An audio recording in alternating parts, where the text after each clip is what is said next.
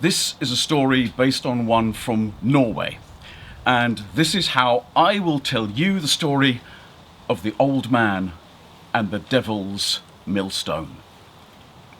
I want to take you to the fields, to the crinkly bit down the edge of Norway, and take you into a field and ask you to imagine at the shore of the field the animals, the bears, the deer, the rabbits, lining up and drinking the water from the field. Now, of course, that's a ridiculous image because the fields are filled with seawater, and nobody is going to want to drink seawater, are they? Except that this story begins when the world was still young, when the world was a pure and clean place, where the sea was full of the purest water, and the water that fed its way into the fields of Norway was clean enough for animals to go down to the edge of the field and to drink the waters there, and for the people to take their pails, their buckets down to the field and fill them with water, because the world was such a pure place. But not always a happy place, because if we leave the edge of the field from its very shore and go up the hill, we find a home. Well, we find a house. Well, we find a shed. This is where an old man lives. An old man so poor, an old man who has so little, he lives basically in a shed that is falling down round his ears. He has lived a life, and now he's slow. He's so slow. The only job that he can do is collecting firewood for people, and he's so slow that even the firewood can outrun him some days. And so on this day, we find him in the woods, tracking a particularly tricky stick that's trying to get away from him. And he is exhausted. And with a heavy sigh, he sits down on a rock and says, "That's it. I am done. I am so tired. I am so hungry. I am so thirsty. I have not had anything to eat for days. And the only thing I've had to drink is water. What I would not give for a glass of frothing beer. I wish I had a glass of frothing beer." And as he said the words, "I wish I had a glass of frothing beer," the stone that he was sitting on turned under him, and he heard a gurgling noise, and he looked down, and pouring out from under the stone was frothing beer, covering the ground. Now, he was not one to let a chance pass by, so he filled his hands with beer and drank it until he was satisfied. But now the ground was becoming soaking, sodden with frothing beer, and in desperation he looked at the stone and said, "Stop, stone, stop!" And the stone stopped turning. He looked at the stone, and he thought obviously this was not a normal stone. There was something very special about this stone, and what he did not know, that this stone was the millstone of the devil himself. But as far as the old man was concerned, it was a stone that gave him beer, and he wondered if it could give him anything else. "I wish," he said, "I wish I had some sizzling sausages to eat." And as he said the words, "I wish I had some sizzling sausages to eat," the stone began to turn again, and from under the stone came sizzling sausages. And he gorged himself on sizzling sausages until he was replete, until he was full, and still the stone was turning, and the ground was becoming covered in sizzling sausages that were sinking in the beer-soaked mud. And he said, "Stop, stone, stop!" And the stone stopped. He needed a plan. He was weak. He hadn't eaten for days, remember? He'd only had water to drink. And so he stayed there for nearly a week. And any time he wanted something to eat, he said, "I wish," and the stone turned. And then when he wanted the stone to stop, he said, "Stop, stone, stop." And if he wanted something to drink, he said, "I wish," and the stone turned. And when he had enough, he said, "Stop, stone, stop," and the stone stopped. And after a week, he was feeling much stronger and much better.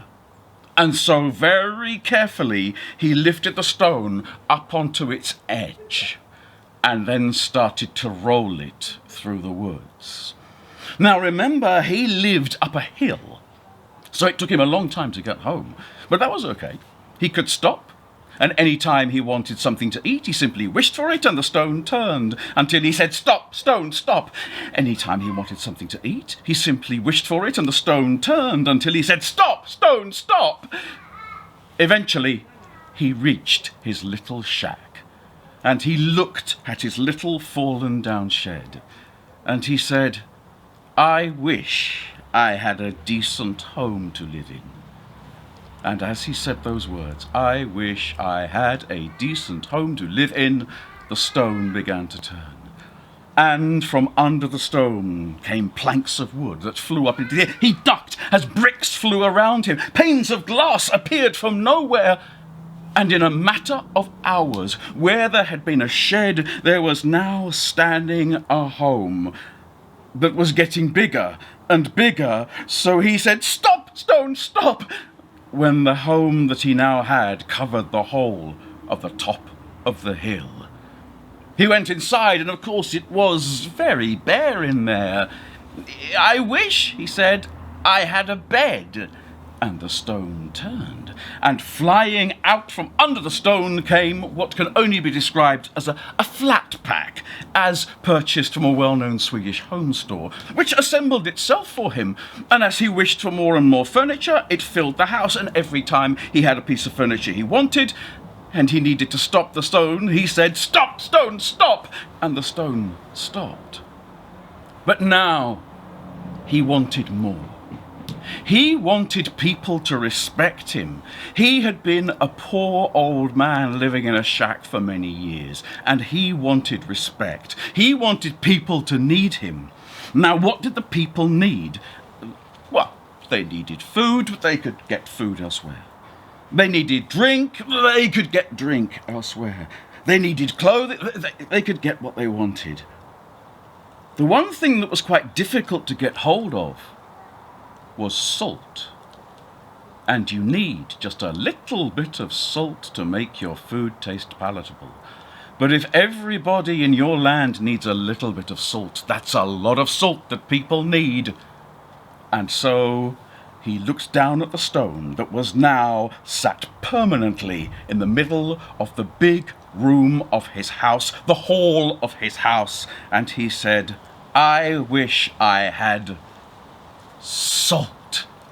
And the stone turned, and from under the stone poured salt.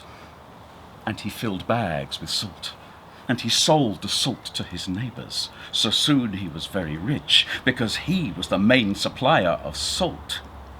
And so he said, "I wish for more salt." And the stone turned faster, and the faster the stone turned, the faster he filled bags and sold them. "I wish for more salt," he said, and the stone turned even faster, so fast that he couldn't fill the bags up quick enough. And he found himself standing with salt all over the floor of his hall, salt coming up to his ankles. So he said, "Stop, stone, stop." But the stone had been turning for so long and so fast making salt, it had forgotten how to stop. And so it kept going. "Stop, stone, stop," he said. But the salt was pouring out from under the stone, so the salt was now up to his knees.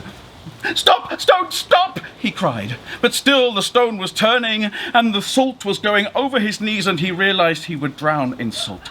He took all the strength he now had from all the good food and the good drink that he'd had over these months to lift the stone up onto its side and wheel it through the salt to the door of his great home. And he pushed it to the door and through the doorway, and then gave it one last heave so that it rolled down the hill.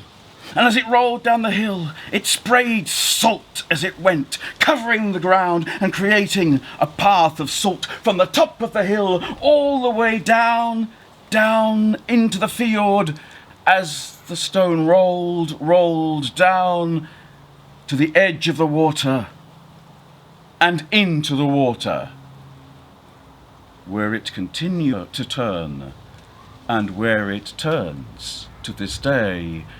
Which is why now, if you go down to a field, or if you go down to anywhere where there's seawater, you will not find the animals drinking there, because that is how the sea became salt.